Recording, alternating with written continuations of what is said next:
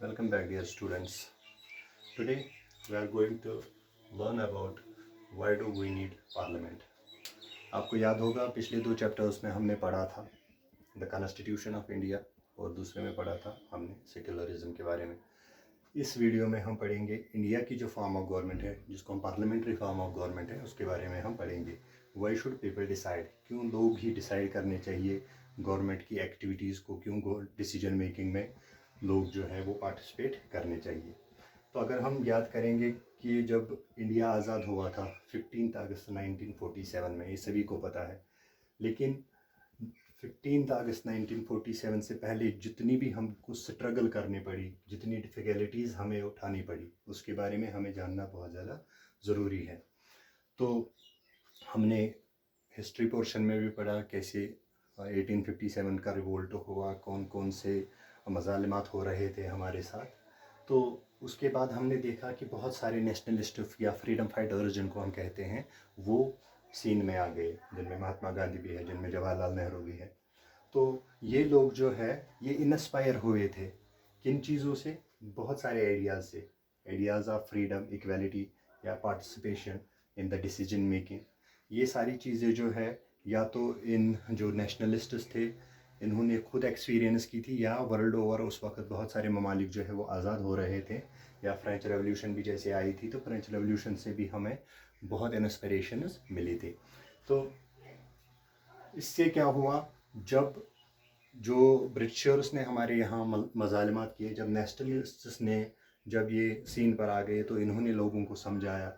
जब लोगों ने समझना स्टार्ट किया तो नेशनलिस्ट जो है इन्होंने ओपनली क्रिटिसाइज़ किया जितनी भी पॉलिसीज़ थे, जितनी भी डिसीजंस थे ब्रिटिशर्स के, उनको क्वेश्चन करना स्टार्ट किया। They start asking questions. तो उसके बाद क्या हुआ, जो गवर्नमेंट इंडियन एक्ट ऑफ 1909 हुआ, उससे हमें ये फ़ायदा हुआ कि जब इन सभी नेशनलिस्ट्स ने या आम लोगों ने भी लोगों को ब्रिटिशर्स को क्वेश्चंस पूछने स्टार्ट किए, तो इन्होंने हमें कुछ रिप्रेजेंटेशंस दे दी। कहाँ पे? पार्लियामेंट में। इनकी उनका जो जो ब्रिटिशर्स का उस वक्त की गवर्नमेंट थी उसमें थोड़ी सी हमें पार्टिसिपेशन दे दी। लेकिन उस में क्या था, उसमें अडल्ट फ्रेंचाइज नहीं थी, यूनिवर्सल अडल्ट फ्रेंचाइज नहीं थी, और कंप्लीटली हम डिसीजन मेकिंग का हिस्सा उसमें नहीं थे। तो ये सारी चीज़ें जब कॉलोनियल रूल जो था और जो हमारे साथ मज़ालिमात हुए थे, जो हमने स्ट्रगल किया था, और हमें पता है कि सभी लोगों ने इक्वली इसमें पार्टिसिपेट किया था। जो फ्रीडम ऑफ स्ट्रगल है इसमें सभी लोगों ने इक्वली पार्टिसिपेट किया था। तो यहाँ पे हमें ज़रा सा भी शक नहीं था कि हमारी जो आज़ादी के बाद होने वाली गवर्नमेंट है वो कैसी होनी चाहिए। तो उसी गवर्नमेंट का नाम है पार्लियामेंट या पार्लियामेंट्री फॉर्म ऑफ गवर्नमेंट। तो पार्लियामेंट्री फॉर्म ऑफ गवर्नमेंट में क्या होता है कि जो भी डिसीजन मेकिंग होता है, जैसे हम अगर इब्राहिम लिंकन की डेफिनेशन देखें हम डेमोक्रेसी की, government of the people, for the people, by the people, तो ये वही फॉर्म ऑफ गवर्नमेंट है जहाँ पे लोगों के लिए काम होता है, लोग ही काम करते हैं और लोग ही कंट्रोल करते हैं। ठीक है, आपको पता है कि हमारे यहाँ इलेक्शंस होते हैं, 5 साल बाद फिर से इलेक्शंस होते हैं। गवर्नमेंट का काम पसंद आया तो री इलेक्ट होते हैं, नहीं तो दूसरी गवर्नमेंट बनती है, कोई और पार्टी बनाती है। तो ये सारी चीज़ें कहाँ से आई थी? क्योंकि जो हमने ब्रिटिशर्स के यहाँ जो हमने देखा था कि कितने मतलब तकलीफ़ों या मुसीबतों का सामना हमें करना पड़ा, कि हमें कहीं पे भी अपनी बात रखनी नहीं देते थे।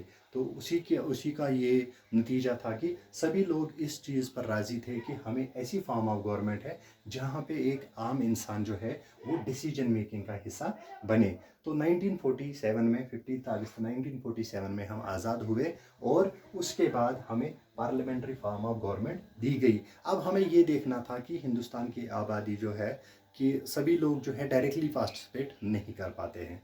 तो अब आने वाले वीडियो में हम देखेंगे कि फिर ये पार्लियामेंट्री फॉर्म ऑफ गवर्नमेंट कैसे सभी लोग इसमें इनडायरेक्टली या डायरेक्टली, या हम कहेंगे रिप्रेजेंटेटिव जैसे हमारे होते हैं, वो कैसे काम करते हैं, कैसे हम उनको चुनते हैं, ये हम आने वाले वीडियो में पढ़ेंगे। तो आज के वीडियो में इतना ही कि हमने क्यों चुना था parliamentary form of government. Hope कि आपको समझ में आ गया होगा। कोई भी क्वेश्चन हो, कोई भी क्वेरी हो, आप कमेंट बॉक्स में पूछ सकते हो। Till then take care and good bye.